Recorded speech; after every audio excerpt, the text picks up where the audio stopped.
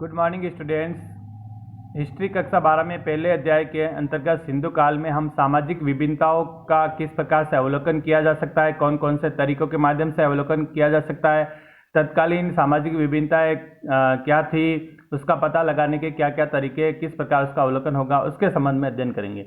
आपके पाठ्यक्रम में दो प्रमुख तरीके बता रहे कि एक तो है शवाधान, यानी कि जो शव होता था, अंतिम संस्कार उसका किस प्रकार होता था, और दूसरा है विलासिता की वस्तुएं, लग्जरीज जो भी वस्तुएं होती थी उनका उपयोग कौन कैसे करते थे। इन दोनों तरीकों के माध्यम से हम अवलोकन करेंगे। तो जल्दी से शुरू करेंगे। देखो यहाँ पे ये जो स्लाइड बता रखी है, इसके अंदर जैसे ये पहला यहाँ पे बता रखा है कि मृतकों को गर्तों के अंदर दफनाया गया था और गर्त की बनावट अलग अलग थी।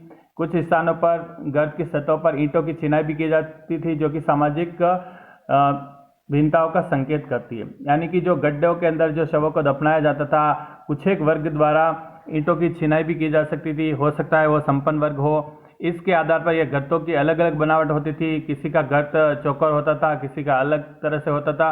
उसके आधार पर भी हम यह कह सकते हैं कि उस समय सामाजिक विभिन्नताएं रही होगी।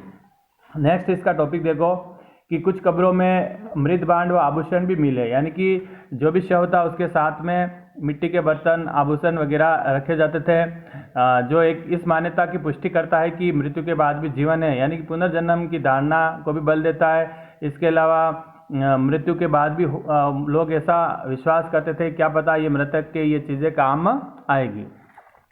अगला टॉपिक देखो, हड़प्पा स्थल के कब्रिस्तान में एक पुरुष की खोपड़ी के समीप 3 शंख के छल्ले, जैस्पर जो कि एक प्रकार का रत्न है, मन के और कहीं कहीं पर तांबे का बर्तन था, वो मृतकों के साथ दफनाया गया। परंतु कुल मिलाकर के एक बात यहाँ पे स्पष्ट हो रही है कि हड़प्पा सभ्यता के अंदर कहीं पर भी बहुमूल्य वस्तुएं, यानी ज़्यादा कीमती वस्तुओं के साथ में, शवों के साथ में नहीं दफनाया गया। जबकि मिस्र की सभ्यता थी, छोटा टॉपिक आप देखोगे तो मिस्र की जो सभ्यता थी उसमें जो पिरामिड बने थे, राज के शवाधान, उसमें बहुत ज़्यादा कीमती वस्तुओं को भी शवों के साथ दफनाया गया था। हम ये इसका दोनों का जब तुलनात्मक अध्ययन करेंगे, आप तुलनात्मक कहीं पे भी लिखना चाहो तो ये लिख सकते हो।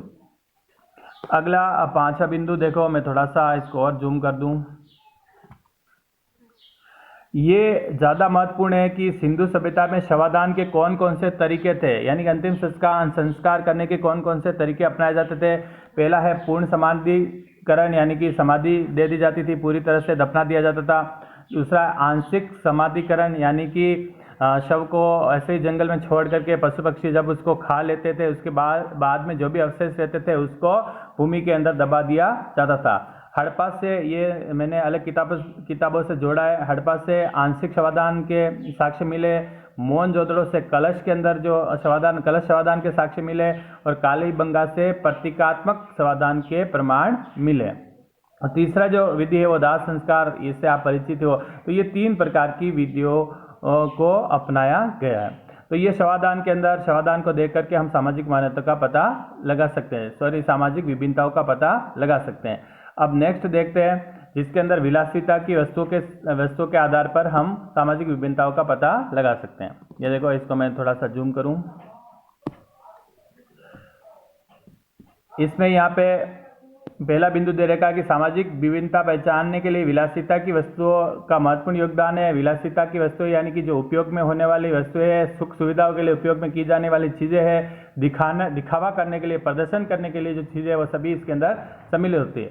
महंगे पदार्थों से बनी दुर्लभ वस्तुएं सामान्यतः मोहनजोदड़ो हड़प्पा से मिली। ये दोनों स्थान याद रखना, मोहनजोदड़ो बड़ी बस्तियाँ थी दोनों ही, हड़प्पा यहाँ पर जो महंगी वस्तुएं मिली है, जबकि छोटी बस्तियाँ जैसे कि कालीबंगा वगैरह से बहुत ही ज़्यादा महंगी वस्तुएं प्राप्त नहीं हुई है। अब इसको थोड़ा सा और देखें आगे। ये देखो, उदाहरण के लिए फयांस जो एक घिसा हुआ एक रेत से बना हुआ, जिसमें विभिन्न प्रकार बना करके बनाया जाता था, वो मोहनजोदड़ो हड़प्पा से ही मिले, उसके लघु पात्र। जबकि सोना कीमती माना जाता था, वो सोना उस समय भी कीमती धातु माना जाता था, वो केवल संचयों के रूप में मिला है। कालीबंगा जैसी छोटी बस्तियों से फयांस के पात्र नहीं मिले, वहाँ पर सस्ती चीज़ें के पात्र ही मिले।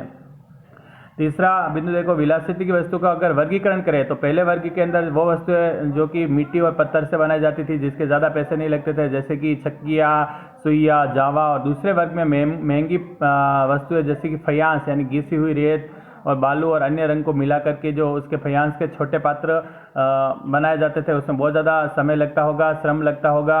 इसके आधार पर वो उस समय की महंगी वस्तुएं रही होगी। नेक्स्ट देखो, सिंधु सभ्यता में विलासिता की वस्तु के आधार पर यह कहा जा सकता है कि उस समय व्यापारी वर्ग ज़्यादा प्रभावकारी रहा होगा।